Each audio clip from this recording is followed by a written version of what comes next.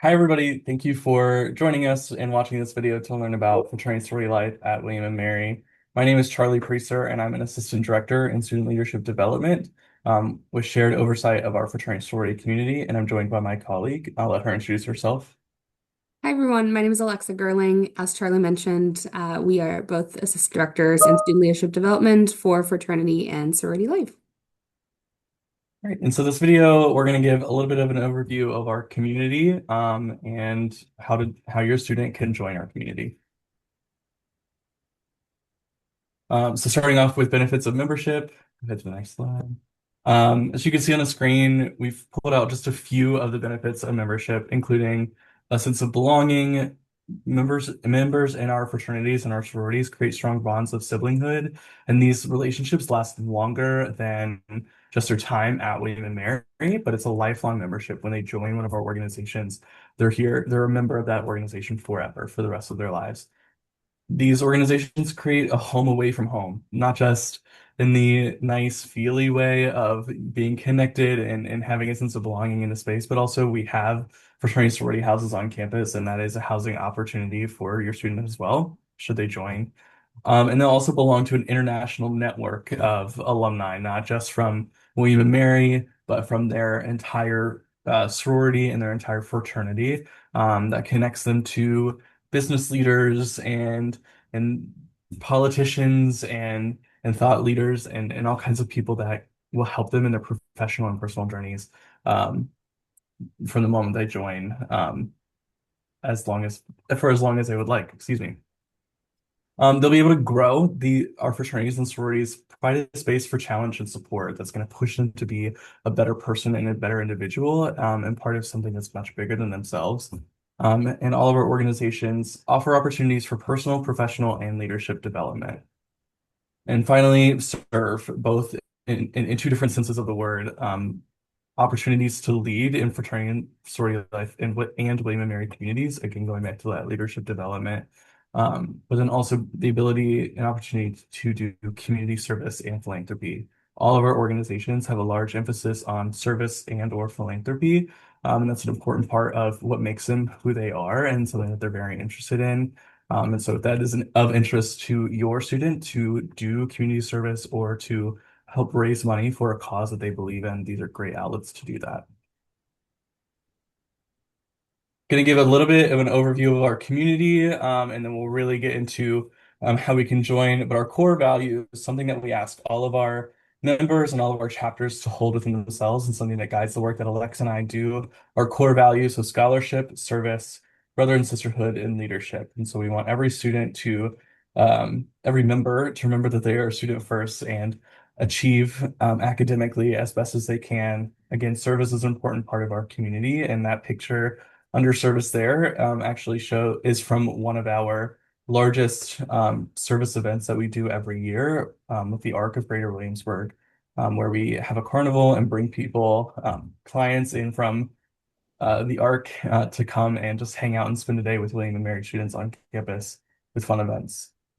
Again, fraternities and sororities are a place to create connections and have lifelong relationships and brotherhood and sisterhood. And we want to encourage that and promote a healthy and meaningful engagement in our organizations.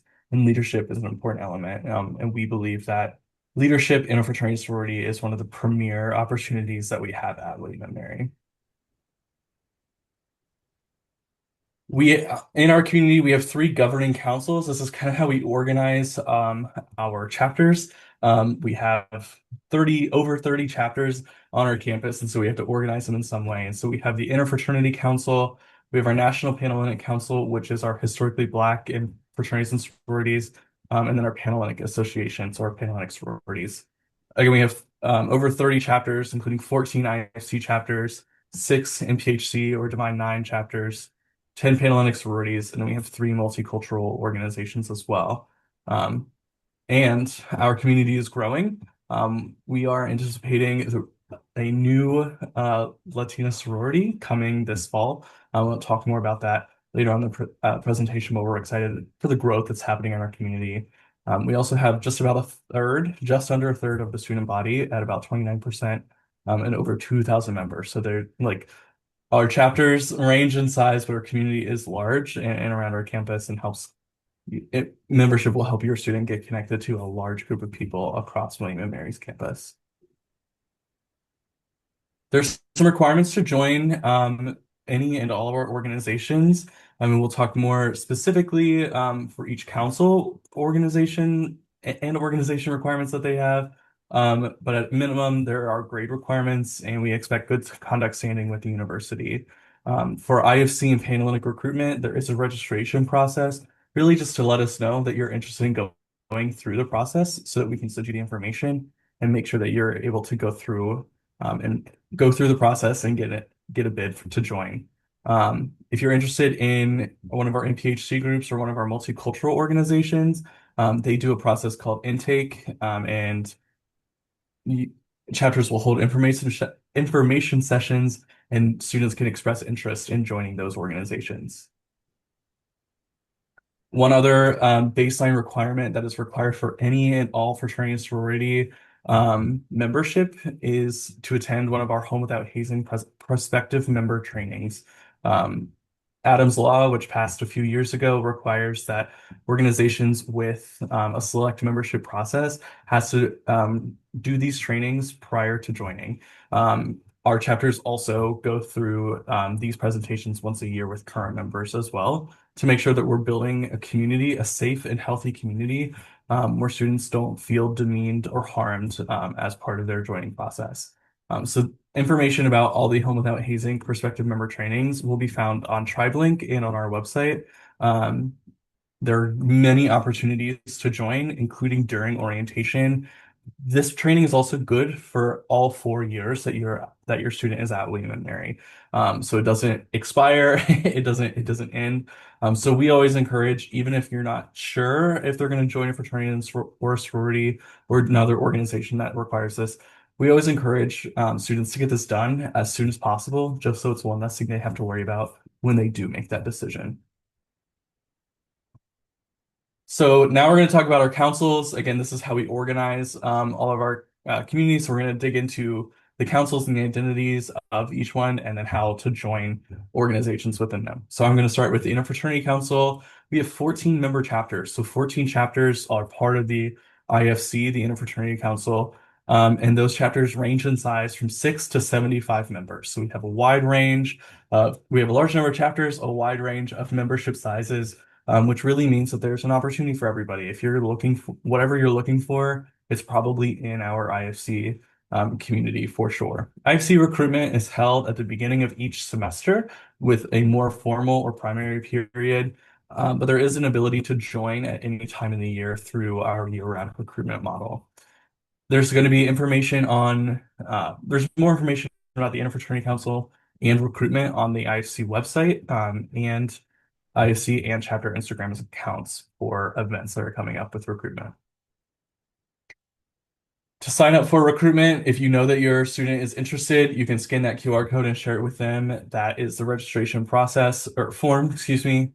It is a self-directed process, meaning that potential new members, PNMs, are the ones leading the process and doing the work themselves to go to the events. Chapters will hold events. The Interfraternity Council will hold a couple events as well. But it's up to the PNMs, the potential new members, to go to those events and find out where they are. We'll have information posted, but they get to choose their own process as they go. All IFC chapters will host their own events. And again, men must be in good conduct standing and academic standing to join. If your student is a first semester freshman at William and Mary, we will assume that they are in good academic standing since they got into William and Mary. They won't yet have a GPA. And hopefully within the first 3 weeks, your student won't get into too much trouble that they won't be in good conduct standing. That is uh, not as big of a worry for first semester students, but it is important to stay out of trouble as best as we can. Registration will close at 11:59 p.m. on September 10th, and that is a pretty firm deadline. So please make sure that if your student is interested in joining during our primary joining process, please make sure that they register by September 10th. They can go to events without having registered. They cannot receive a bid or an invitation to join without registering. Something that is new that we're doing this year, or we're bringing back after a few years of not doing this, is a potential new member orientation on August 25th. So that is the Tuesday before the first day of classes at 8 p.m. here in the Sadler Center in Commonwealth Auditorium. And that'll be a good way just to for your student to learn about recruitment and the Interfraternity Council and all that they need to know as they start the process for membership. Awesome. Now we are going to shift over to our National Panhellenic Council organizations.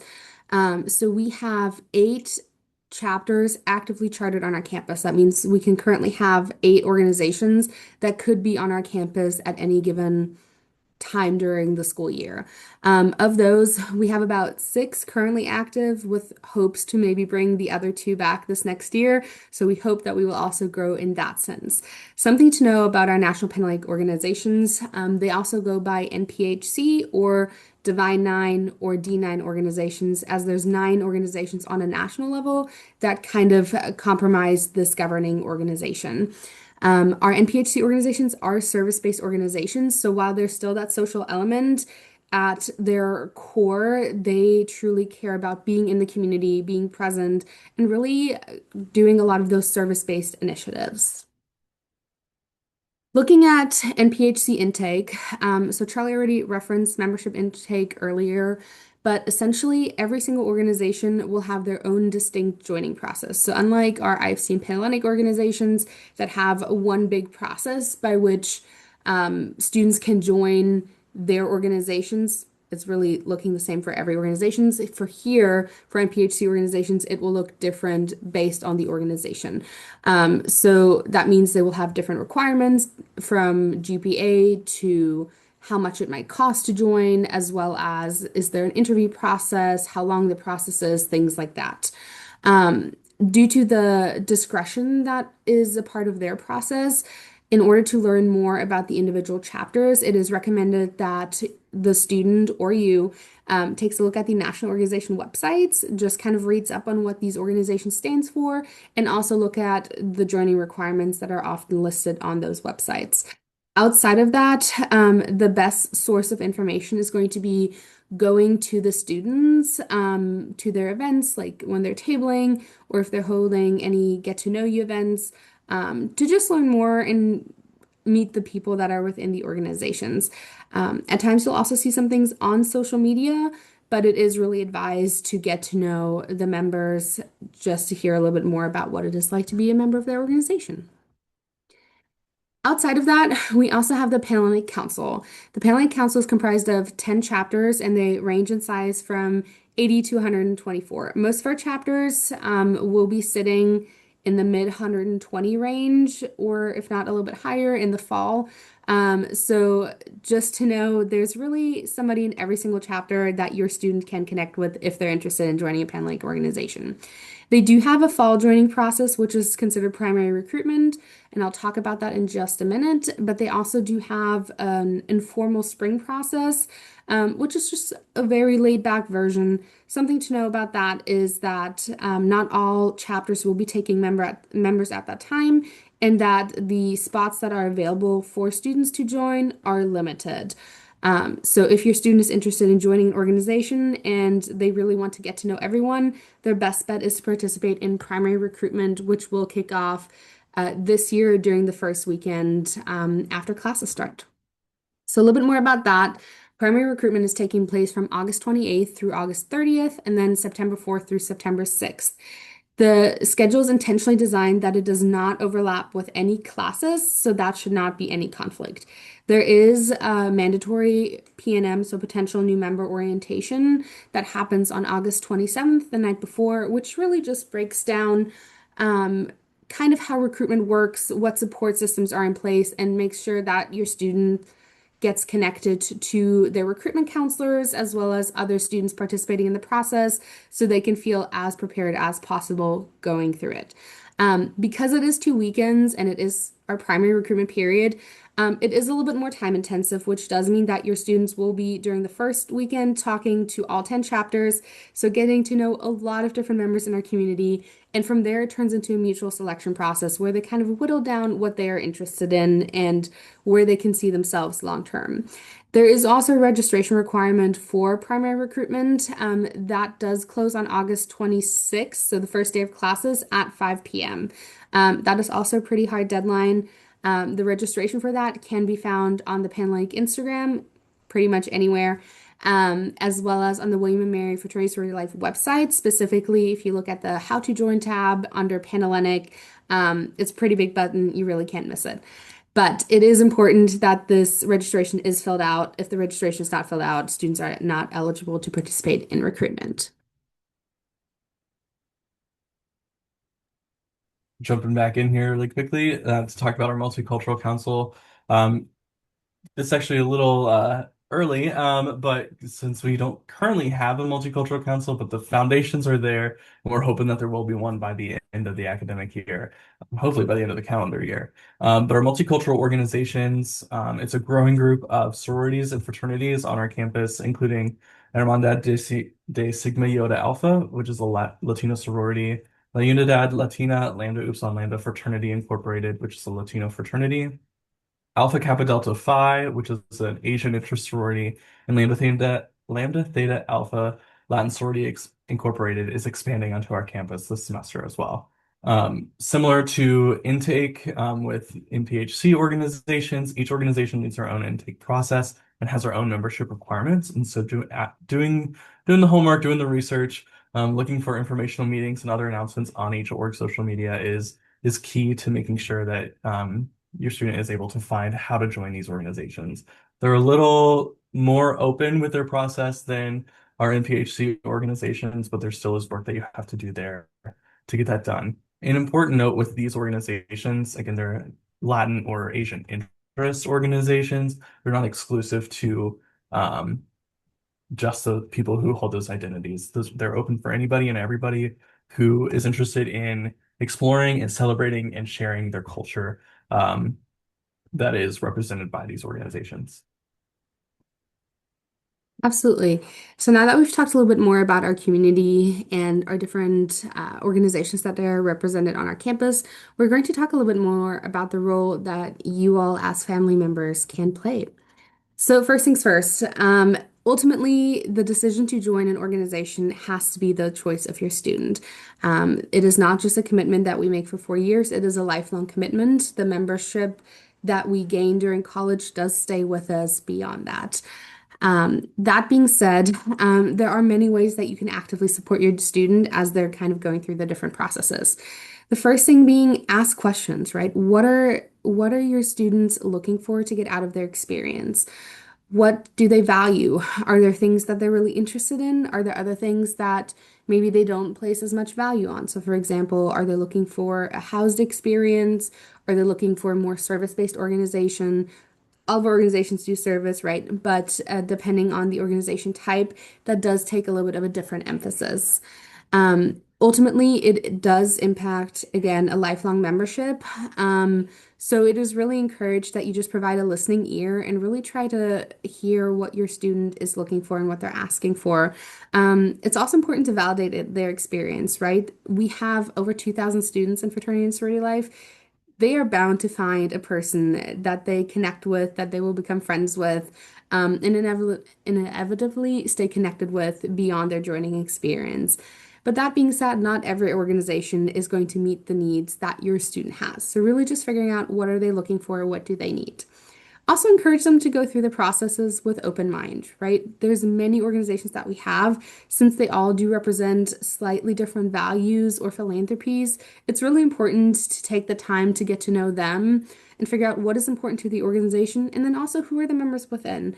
Again, there's tons of opportunity to make friends along the way, but making sure that they really take the time to connect with as many chapters and people as possible to really figure out where can I see myself now and during my time in college, but also where can I see myself grow personally and professionally beyond just the 4 years that are ahead of me.